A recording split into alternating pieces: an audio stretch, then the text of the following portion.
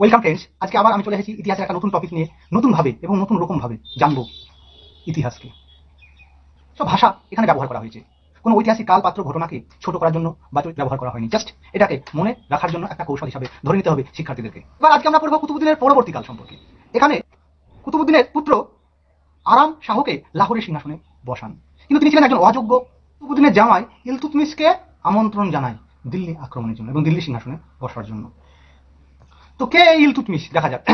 ইলতুৎমিশ কথা অর্থ কি? সাম্রাজ্যের পালনকর্তা। Iltutmish, maintainer of kingdom. নামটা শুনে একটু আমাদের একটা প্রচলিত কথা মনে পড়ছে, ইলতুৎমিশ। ইল অনেকটা মনে হচ্ছে ইল্লত। ইল্লত ইল্লত শব্দটা হয়তো ভালো মিল আছে, তাই ইল্লতই আমি ধরবো একে মনে রাখার জন্য। তো এই ইল্লত রাজা দেখতে খুব সুন্দর ছিল, তার রূপ যোগ্যতা চারিদিক থেকে, এবং তার ভাইয়েরা ছিল কিন্তু এর ঈর্ষা করত। তাই কি করলো, ইলতুৎমিশকে ওর ভাইয়েরা বিক্রি করে দিয়েছিল সদরজাং, কাজী সদরজাং এর কাছে। কাজী সদরজাং তাকে শিক্ষা প্রশিক্ষণ দিয়েছিল এবং পরবর্তীকালে কুতুবুদ্দিন আইবক, উনিও তো একজন দাস ছিলেন, কুতুকুতুদিত মোহাম্মদ ঘুরি। কুতুবুদ্দিন আইবক বলে, আমাকে যেমন কিনেছিল দাঁড়া, এই ইল্লতকে আমি কিনে নেব। কিনে নিল ইল্লত, ইলতুৎমিশকে কিনে নিল, বাড়ি চলে গেল খুশি হয়ে। এবং বাড়িতে এসে দেখে, আরে বাড়ি কত শিক্ষিত, কত সুদর্শন ব্যক্তি, একে আমি প্রধান প্রহরী হিসাবে নিয়োগ করে দিই। তাই সার জান্দার হিসাবে নিয়োগ করে দিই। তবে এখান থেকে দাস বংশ তথা দিল্লির সুলতানি সাম্রাজ্যের প্রকৃত প্রতিষ্ঠান শুরু হয়ে যায়। তাই তো ইলতুৎমিশকে বলা হয় দিল্লির সুলতানি সাম্রাজ্যের প্রকৃত প্রতিষ্ঠাতা। অনেকে বলে অবৈধ দখলদার, খারাপ বলেনি অবৈধ দখলদার, কারণ কোনো বংশেরই নয়, কুতুবুদ্দিনের কেউই হয় না, অথচ রাজা হয়ে গেল, তাই তো অবৈধ দখলদারও তাকে বলা হয়। তাহলে দেখা যাক এই ইল্লত রাজার সময়ে কি কি হয়েছিল। ইল্লত রাজা যখন হয়ে গেল এই ইলতুৎমিশ, তখন তার শত্রুর অভাব হয় না। বলে না, যখন তুমি বড় হয়ে যাবে তখন তোমাকে নিচে নামার জন্য শত্রুর অভাব হবে না, তাই সেটাও হয়েছিল এখানে। তার তিনজন শত্রু তৈরি হয়ে গেছিল, প্রধান শত্রু। একজন ছিল ওর শ্বশুরের শ্বশুর, অর্থাৎ কুতুবুদ্দিনের আইবকের শ্বশুর তাজাউদ্দিন ইলদুচে। লোকটা ভালোই তাজা ছিল, তাই তো ওকে বলা হয় তাজাউদ্দিন ইলদুচ। আর শ্বশুরের ভগ্নিপতি নাসিরউদ্দিন কোবাচা, অর্থাৎ কুতুবুদ্দিন আইবকের বোনের সাথে বিয়ে দিয়েছিল না নাসিরউদ্দিন কোবাচা, যে হাতকুবজা পাকুবজা মুলতানের শাসক ছিল। আর বাংলাদেশের এক শাসক আলী মর্দান, আলী ভাই, আমাদের এখানকার আলী বলে না, মোহাম্মদ আলী। 1221 খ্রিস্টাব্দে মঙ্গল নায়ক চেঙ্গিজ খা, ওহ দেখতেও চাঙ্গা, মঙ্গলবারে জন্ম, তাই তো বলা হয় মঙ্গল নেতা। সালটা দেখো 1221, মনে থাকা খুবই সহজ, 1 2 2 1, খুব সুন্দর হয়েছে। মঙ্গল নেতা চেঙ্গিজ বলছে চাঙ্গা লাগছে বলতে, 1 2 3 না বলে বলবি 1 2 2 1, এইভাবে বলবি, তাহলেই তো মনে থাকবে যে আক্রমণ করে দিল। না তো কি হবে, খারজিম প্রদেশ বা খিবার অধিপতি জালাউদ্দিন মঙ্গলবারকে রক্ষা করার জন্য গিয়েছিল সুকৌশলে। আমার তুৎমিশ ইল্লত রাজা আমার কথায় চাপা পড়া ইতিহাস। হ্যাঁ, বাগদাদের খলিফা মুস্তানসির বিল্লাহ খুবই খুশি হলেন ইলতুৎমিশের শাসন কার্য দেখে, তাই তাকে দিয়ে দিলেন উপাধি, এই ইল্লত, তোর নাম এখন পরিবর্তন করে দিতে হবে রে, তোকে দিতে হবে সুলতানি আজম। আপনি তো আজান টাজান ভালোই দিস, ভালো, তাই জন্য তো নাম দিল সুলতানি আজম। মাঝে মাঝে আজম দিত, তাই জন্য বললো সুলতানি আজম।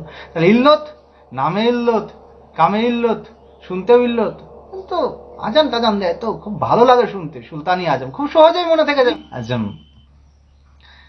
হ্যাঁ, দূরাবাস অর্থাৎ স্বাধীন শাসনের প্রতীক দণ্ড বলে একটা দণ্ড, আর খিলাত মানে আনুষ্ঠানিক বলে একটা পোশাক, এটাও কিন্তু পাঠিয়েছিল বাগদাদের খলিফা মুস্তানসির। নামও ভালো, মুস্তানসির, মুখে গোপ না রেখে মুস রাখতো, তাই জন্য নাম দিয়েছিল মুস্তানসির।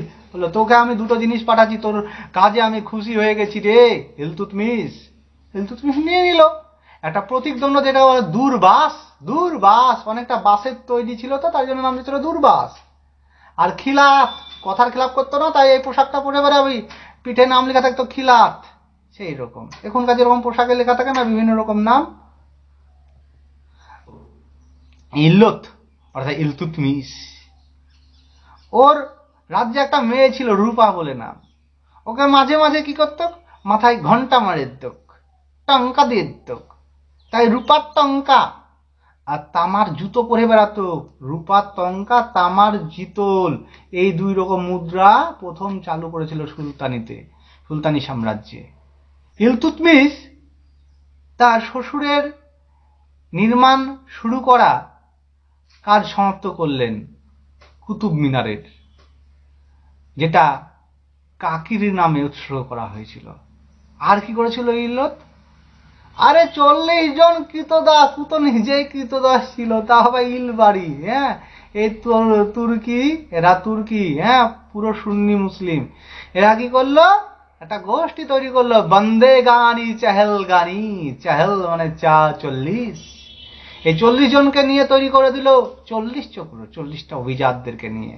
অর্থাৎ এরা নিয়ন্ত্রণ করবে, উপদেশ দিবে, পরামর্শ দিবে ইলতুৎমিশকে কাজে। তিনি কর সংগ্রহ, সৈন্য সরবরাহ, প্রশাসনিক দায়িত্ব এইসব পালনের জন্য ইকতা বলে একটা পদ তৈরি করেছিলেন। এই ইকতাদেরকে নিয়োগ করতেন সেখানে। দিতেন না, তার বদল কি দিতেন, ভূমি দিতেন, জমি দিতেন। কিন্তু সেই জমির মালিক বা সত্য কিন্তু রাষ্ট্রকে। খুব চালাক ইল্লত, বললে তো হবে না, জমি দিচ্ছি তোমার নামে, তুমি করে খাও, খেটে খাও, কিন্তু তোমাকে পূর্ণভাবে জমির অধিকার দেব না। ইকতা বলতে অ্যাকচুয়ালি অংশ বা ভাগ, তোমাকে ভাগে দিচ্ছি। তার সময় বাগদাদের আব্বাসীয় খলিফা মুনতানজির বিল্লাহ 1229 সালে ভারতে বিপুল বিনিয়োগ করেছিল, অর্থাৎ শিল্প, ব্যবসা, বাণিজ্য করেছিল, এটা মনে রাখ।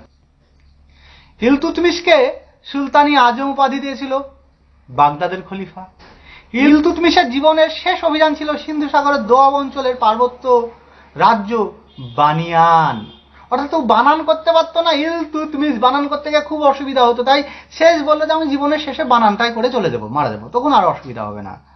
আর কি করেছিল, তার কিন্তু প্রিয় পুত্র নাসিরউদ্দিন মোহাম্মদ একবারে যোগ্য ছিল, কিন্তু তিনি মারা গেছিলেন। তার মৃত্যু হয়েছিল 1236। ইলতুৎমিশ, ইল্লত রাজা 3 বারং 36, 12 ঘর নামতা পাচ্ছিল, 12 গুণিত 3 সমান সমান 36, 3 বারং 36 নামটা সহজ মুখস্থ, 1236 বলে মারা গেল।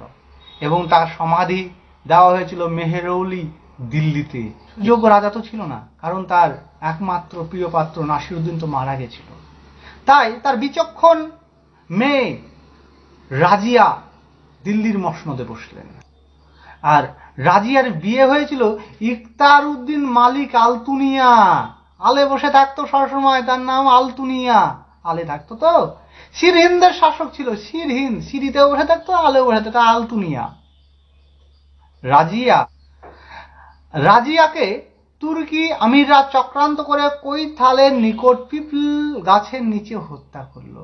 আসলে এই যে বললাম না 40 চক্রের নেতা কে ছিল, গিয়াসউদ্দিন বলবান ছিল 40 চক্রের প্রধান নেতা। আর ওকে দিয়ে দিল আমিরি শিকার। শিকারটা কাকে করবে না, তো রাজিয়াকে করবে, মনে ভালোই থাকবে আমাদের। বলবান বল দিয়ে শিকার করেছিল কাকে, রাজিয়াকে। আর এইদিকে এক ঘটনা ঘটেছিল, রাজিয়ার প্রিয় পাত্র ছিল জামাল উদ্দিন ইয়াকুব, একজন হাবসি। হ্যাঁ, তাকে খুব গুরুত্ব দিতেন, আর এটা ওর স্বামী কিন্তু মেনে নিতেন না। আলতুনিয়া ছলে বলে কৌশলে এই জামাল উদ্দিন ইয়াকুবকে হত্যা করলেন। এই আমিররা করেছিল না, আমির খান মনে থাকবে তো, তুরুক তুরুক নাচতো, তাই তুর্কি তুরুক তুরুক গানে আমির খান পিপল গাছের নিচে গানটা করতে করতে রাজিয়াকে হত্যা করেছিল, মনে থাকার জন্য। রাজিয়া হত্যা হয়ে যাওয়ার পরে ইলতুৎমিশ সের অপর পুত্র মইজুদ্দিন বাহরাম শাহকে সিংহাসনে বসানো হয়। কিন্তু এ তো অকর্মণ্য ছিল বাহারাম, কারণ বাহারাম ছিল, বাহা আর রাম। অভিজাতরা চক্রান্ত করে বাহারাম শাহকে নিহত করে দিল, যা আর পটলটা ভালো করে তুলিয়ে দিল। এরপরে কে হলো রাজা? না তো 40 চক্রের নায়ক বলবনের সহায়তায় নাসিরুদ্দিন মাহমুদ রাজা হলেন। নাসিরুদ্দিন মাহমুদ শাহ। এই মাহমুদ শাহটাকে না তো ওই যে বললাম না ইলতুৎমিশের প্রিয় পুত্র নাসিরুদ্দিন, ওই নাসিরুদ্দিনের ছেলেই তো নাসিরুদ্দিন মাহমুদ শাহ, বাবার মতোই নাম রেখেছে নাসিরুদ্দিন মাহমুদ শাহ। দিন মৌলবান প্রধানমন্ত্রী হলেন। নাসিরুদ্দিন মাহমুদ শাহ যখন মারা গেল তখন গিয়াসউদ্দিন মাহমুদ সিংহাসনে বসলেন। বলে রাখি, মিনহাজুস সিরাজের লেখা তাবাকাতুন নাসিরি এই গ্রন্থটা অ্যাকচুয়ালি এই নাসিরুদ্দিন মাহমুদ শাহ জীবনী বা তাকে উৎসর্গ করা হয়েছে। 1265 খ্রিস্টাব্দে এই নাসিরুদ্দিন মাহমুদ শাহ যখন মারা গেলেন নিঃসন্তান হয়ে, তখন গিয়াসউদ্দিন বলে এই তো পেয়েছি সুযোগ, চল এখন আমি রাজা হয়ে যাই। অ্যাকচুয়ালি দেখলে দেখা যাবে যে কারো ছেলের ছেলে কিন্তু রাজা এখানে হচ্ছে না, রাজাটা অন্য কেউ হয়ে যাচ্ছে। তাই এখানে সুলতান হয়ে গেলেন গিয়াসউদ্দিন বলবান। সামনের দিন আমরা দেখবো গিয়াসউদ্দিন বলবান সম্পর্কে, এর কতটা বল আছে দেখা যাবে সামনের দিন।